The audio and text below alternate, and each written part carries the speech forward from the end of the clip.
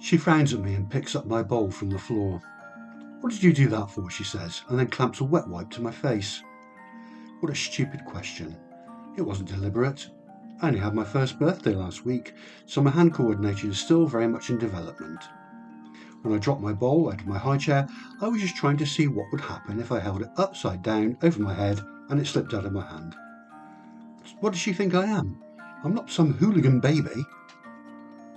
So now Mum is in a right grump.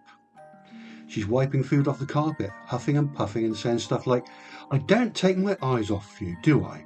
No, I don't dare." She does this all the time.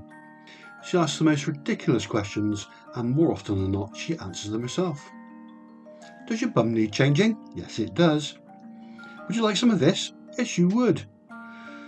"You don't want to touch that now, do you?" "No." I can't answer. My language skills have some way to go. I can't really get much beyond making sounds that ideally begin with b and d.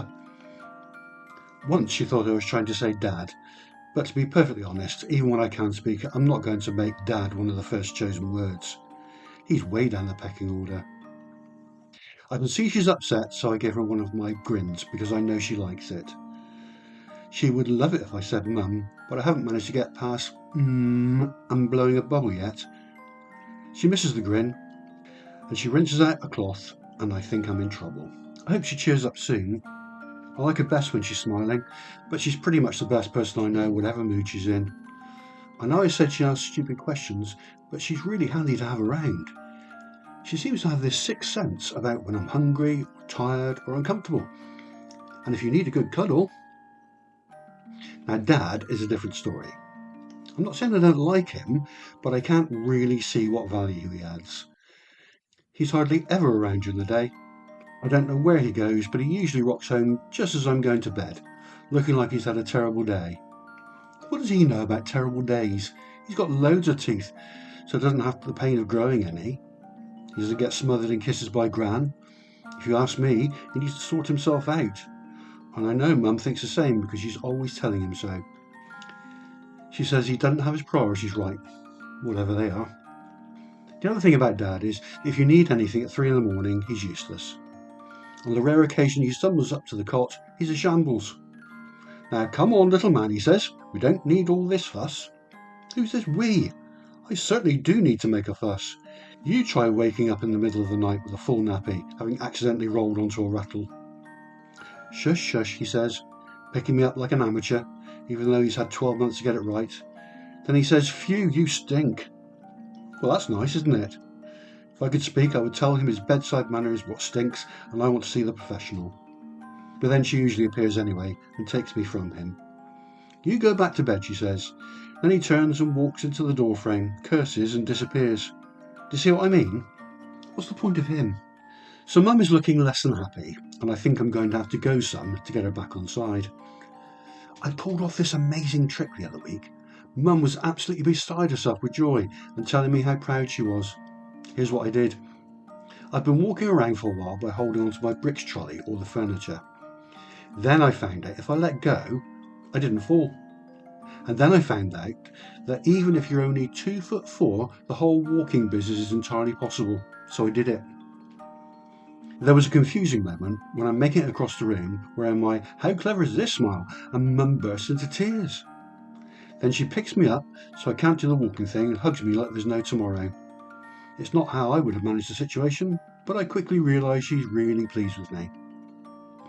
"Wait until Daddy sees this," she says, but I decided I won't do it for him. As you know, he needs more practice dealing with me. So I need a big thing to impress her. Then she'll stop complaining about the state of the carpet. She'll probably smile at me, release me from the high chair, give me a cuddle and reaffirm that she adores me. Then, just while I'm trying to concentrate on finding the big thing, he comes home. What's he doing here? It's only tea time. He's never here at tea time. "Hello, love," he says. "You're early," says Mum. I say something. I admit it's unintelligible, but it's all I've got, and I'm a bit put out they both ignore my comments. Dad gives Mum a hug. "I thought I'd come home at a reasonable time for a change," he says. "I'm sorry, I've been leaving everything to you and giving all my attention to work." "You have," she says. "You're never here." Dad looks at me and then back at her. I've let you down and I'm missing out, aren't I? He's been a little devil today, she says. Just chucked his dinner all over the carpet. He laughs, then stops when she doesn't join him. So what can I do to help? Shall I pop him in the bath? I'm horrified. He definitely isn't up to the job. It's not a simple task. There's getting my clothes over my head without pulling my ears, water temperature to get right, ducks to find. I might have mentioned this before, but he isn't good at picking me up, and I get a bit slippery when I've been around the baby lotion. I can only see bad things coming. You don't need to, says Mum. You've just come in. And you've had him all day. I look at Mum. She needs to up her game here. She looks like she might actually let him do what he's suggesting. The food thing was an accident. She can't punish me, surely. There's only one thing for it. I'll have to start screaming. Blimey, what's all that about, says Dad, moving toward me.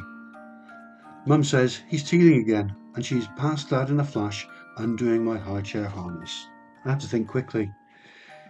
She's going to pick me up, but I can't let her hand me over to the part-timer.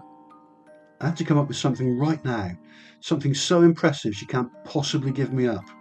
I need to stop crying. I need to catch my breath. I have to win her back. I'm up in her arms and she's saying soothing things, but I can see Dad has his arms extended. Give them to me, he says. Mum stops. She looks at me. She looks at him. If I don't find a winning move now, I'll be in the bathroom with a rank amateur in seconds. Are you sure, she says. Let me take a turn, says Dad. I fix my eyes on hers, pleading for her not to let me go. But she's moving in the wrong direction. It's now or never, baby. I take a big breath. I concentrate harder than I've ever concentrated before, and I say it as loud as I can. It's just one word, but I know the moment I've said it, she cannot let me go. Dad will find his experiments in bathing me will not start today because I've found something as good as the walking, and she's looking at me with all the love and wonder anyone could ever muster. My food throwing is forgiven. The drudgery of looking after a monosyllabic, messy pixie is forgotten. I'm back in favour, and she cannot let me go. Did you hear that, says Mum, with tears in her eyes. I did, says Dad, and even he looks impressed. He said, Mum, she says, and just to be sure there's no mistake, I say it again.